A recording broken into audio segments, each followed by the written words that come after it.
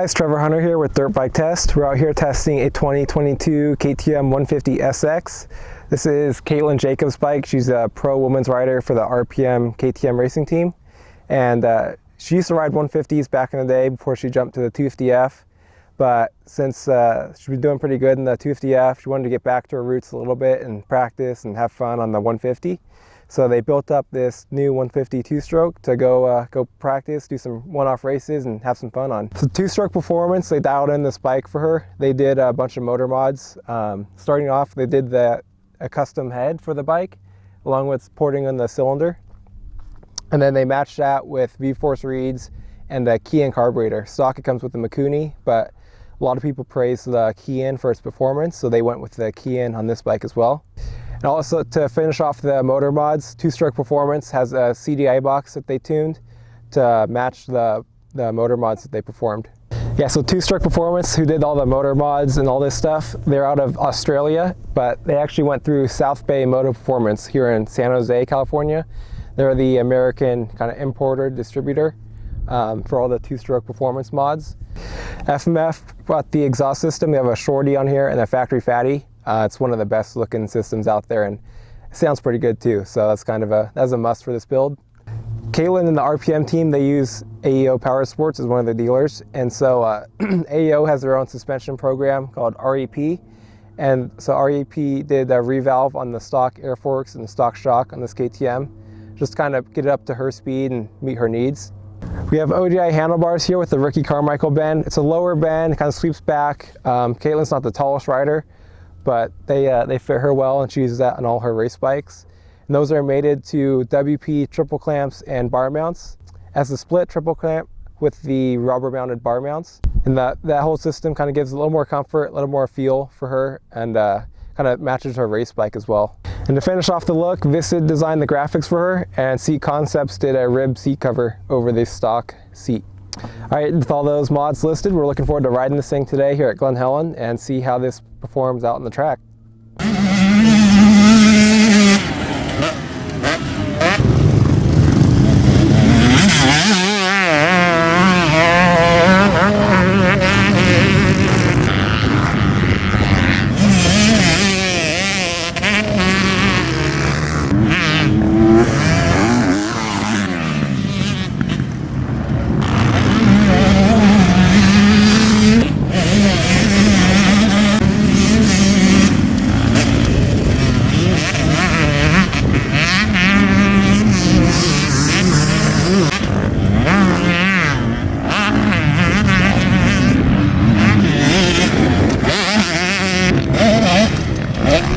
All right, we just wrapped up a day of riding here at Glen Helen on this Two-Stroke Performance KTM 150.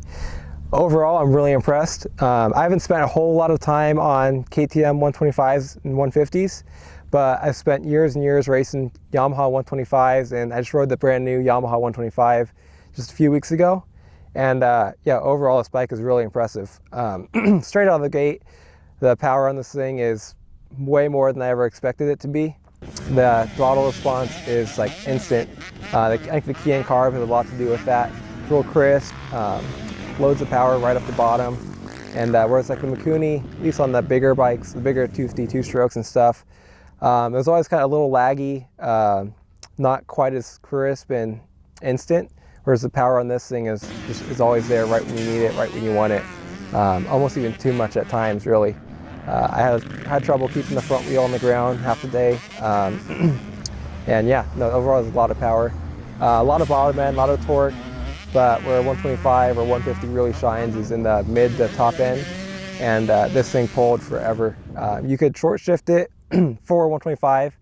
You still got to rev it out, but you could short shift it a little bit, or you could just leave it in gear and kind of rev it out to the rev limiter, and yeah, it still pulled forever. Overall, it has a really broad power, very easy to ride. You know, if you make a mistake or you hit a corner in too high of a gear, it'll pull through it pretty quick, especially if a stab of the clutch. It'll get right back up to speed. But yeah, overall, it's a really impressive motor. Two-Stroke Performance did an outstanding job on this. And onto the suspension. For me, it's a little soft, but I'm a little bigger than Caitlin. I might charge a little harder into the bumps and stuff. But the air fork is nice. You can just bump up the air pressure, and that helps stiffen it up quite a bit.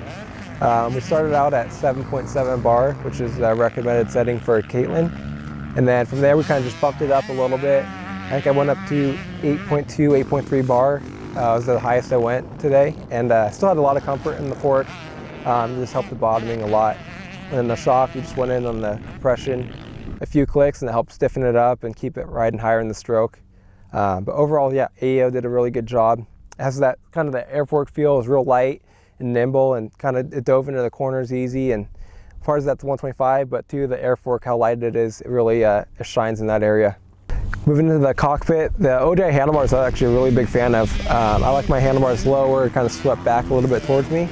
And these bars felt super comfortable. They felt kind of like the bars I normally run on my own bikes. Yeah, just super comfortable. Not a lot of feedback through them, which was nice. Yeah, just felt comfortable at home and kind of could charge right away and didn't really wear my hands out or get arm pump or anything like that with the handlebars in there.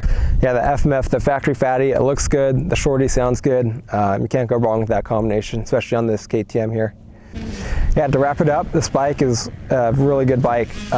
Stock, they're already really good and really capable, but two-stroke performance and AEO, they're really able to fine-tune that power and the suspension and kind of get everything working better than stock and get the most out of what they've done to it. So overall, we're really impressed with this bike. Ran good, it handled good, did everything we ever wanted. I know Saul and Caitlin, they're looking to maybe bump up some of the motor mods and get it working a little better from here.